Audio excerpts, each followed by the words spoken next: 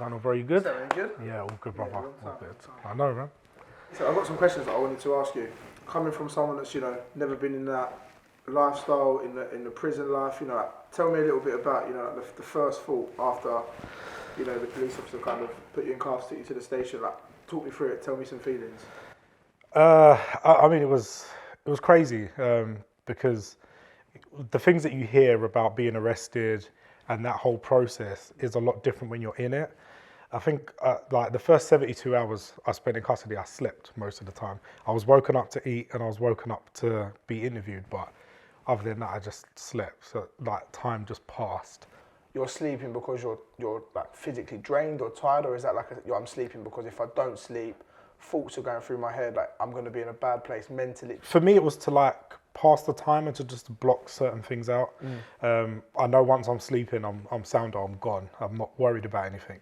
When I was awake, I felt myself like pacing up and down the cell. There was other people who were arrested as well that were like banging and screaming and making noise. So it was very unsettling. So I just thought if I just lay down and go to sleep, then, you know, I'd be all right. How long until it actually, like, you know, sinks in, like, wow, this is going to be my new lifestyle for an indefinite amount of time? So like obviously the journey from the police station to the prison itself, it's about hour and 40 minutes. It was like Basildon to Chelmsford, but you don't see much because your window's tinted. So, and I don't know if you've ever heard this terminology, but they call it a sweat box. They call it that for a reason because in the summer, that thing, there's no air conditioning, no windows, it's hot. And you're just traveling, you don't know where you are, where you're going to, until you get to that point where you feel the bus stop and you're like, okay, we're here. You know, and when they first opened that door and put the cuffs on you, it's the realization of, okay, this is real. Freedom gone. Do you know what I mean? Like when you were in custody at the prison, like the police station, it's a bit like, yeah, I could get out type thing. But when you go there, it's like, okay, no. Like when you step out of the bus and you look back and there's a gate that's closed behind you, you know you ain't getting out. And in one word, can you sum up that first thought that when you walked into that prison? I was terrified. You're going into a place where, as I say, you see on TV or you hear about, and some of the stuff you hear about is very gritty, and you're like, I don't want to be caught up in that. You know, there's obviously the whole banters of, oh, don't drop the soap and that, but then you've got the real life stuff of people who are in there who are killers and, you know, rapists, murderers, so on. You don't know what you're walking into, who you're going to encounter. So I was just terrified of, you know, I'm a young man who has lived a very sheltered life, and now I'm going into this environment where, imagine like a little cub walking into, you know, a den of lions. That's how you feel. Because again, you don't know what type of people you're in there with. So every day is a different surprise. Every day there's a new prisoner coming in, there's someone else going out. But you did see people in there who were quite braggadocious and they really got brought down to size pretty quickly. Take me back a little bit, because obviously on TV we only see you know, you walk into this courtroom, they go to you, you're sentenced to 10 months in prison, bang with a hammer, dragged away, your prison time starts. Like, is that reality? Is that? Oh man, I wish it was that quick. I really wish it was that quick. No, the process is so like long and drawn out. So the first time I went to court was the magistrate's court, where they decided whether I was going to be bailed or remanded in custody. And then when they decided to remand me in custody, I served 4.5 months on remand. Obviously being on remand is like awaiting sentence or trial. Within that 4.5 months, I went to court 11 times. So yeah, it wasn't a one and done. I wished it was, you know, just go there, sentence, this your sentence, bish, bash, bosh, off you go. How long does it take for that feeling to kind of sink in and be like, wow, I'm here? I think once I'd walked onto the wing, there was that rush of, okay, this is it. But I don't think it was until I was trying to sleep that first night when it really hit me that, okay, I'm going to sleep and I'm going to wake up and this ain't a dream. This is real. Because I think I was very tired anyway going into it.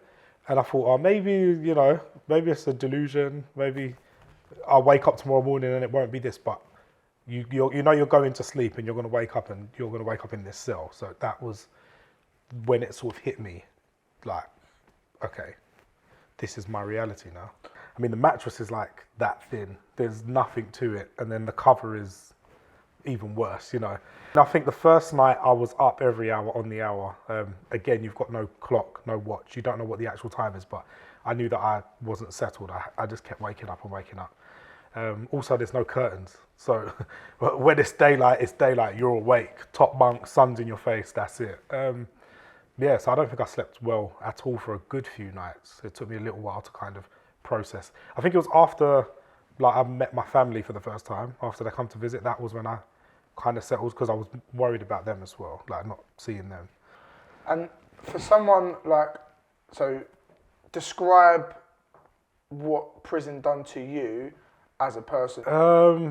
I would say it really matured me as a person. It helped me to grow up. As I say, I spent like my 19th birthday in prison, so I turned 19 in prison. So I feel like I grew up very quickly. Had to adapt and adjust. Mentally, it was very draining, just because of the what ifs and the court dates and the ups and downs. And there was a couple of times I sacked my solicitor because I felt like he wasn't helping.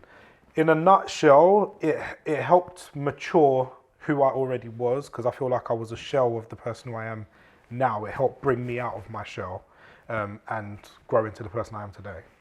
And for someone who, like myself, who's a younger person, who obviously may be in and around that lifestyle, like, what's your advice to them on getting out? How can they get out? How can they change their life before maybe it's too late? Because someone might not be as fortunate as you. And what bit of advice would you give to them to get out of that lifestyle? So the best thing that I can tell them is that there is no winning in that scenario.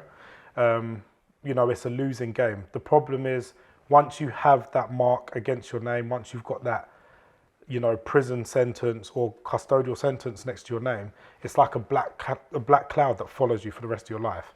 You know, so you don't win from it. You might earn your stripes with your boys or as part of the gang, but in terms of life and society and moving forward, it prohibits travel to certain places if you've got a criminal record. Jobs, it's very difficult. Friendships, relationships. So there's no winning.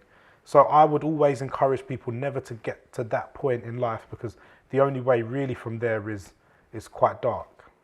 No, that's good. And I think having spoken to you now, like knowing each other and almost getting the inside information is, and the realistic inside information is completely different. So like, yeah, I appreciate that. I definitely love that, man. Man, nice one.